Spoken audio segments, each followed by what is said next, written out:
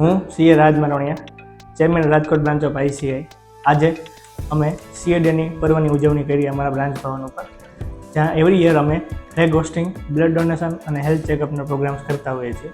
But આજના દિવસે અમે અમારા ભવનમાં સરસ્વતી માતાની સ્થાપના કરી અને એક પૂજાથી આજની એક અમારા સીએ ડેની ઉજવણી અને શુભ શરૂઆત કરી છે. આ અંતર્ગત ઘણા સ્ટુડન્ટ અને મેમ્બરોએ લાભ લીધો અને બધાને ખૂબ જ આનંદ થયો.